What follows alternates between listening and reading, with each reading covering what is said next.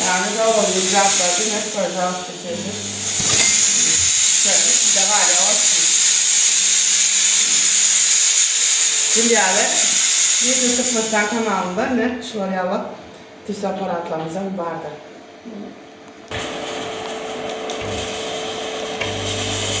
Ne? Dedim. Parmak izleşler. Köşemez. Yani kızımıra gideceğiz. Dedim.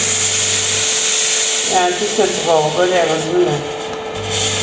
Pult da upravlayla bitir veriyoruz. Dedim mi? Ya yaşıl değil. Nasıl oldu çıkarıyoruz yani? Seyredin hormatlı ilaçlar şu adine. Ben şunu eden olsam 3-4 gözek bastım. Ne seyredin ayın içinden seyredin ne. Yani şu apışkalar açtık ne. Ne. Şu anda da ansatlığa çıkan o katoğudan öyle. Ne hormatlı ilaçlar seyredin. Tüsane eb olandan soň ne sırtı muska berip duruyor. Garankılık yer olsa vapşe yar ya seyredin ne ayın için tüsesine. Seyredin ne katoğudan zat. Bahası 5.000 manat.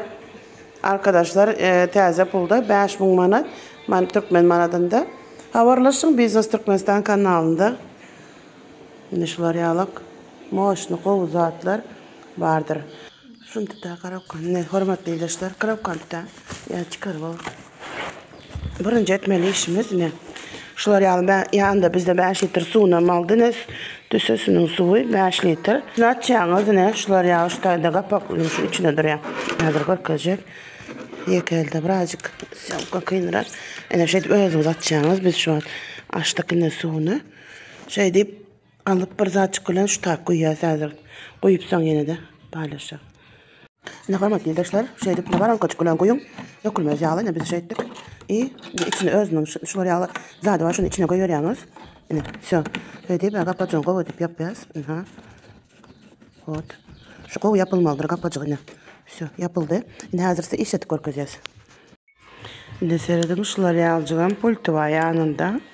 Şimdi açarınıza takıyorsunuz. Pultundan uzakluktan upravlat edip biliyorsunuz pultu. Hazır işletik korkacağız. Doğru çıktık şu an biraz açık işleye. Ondan sonra pulttan seyredin mi?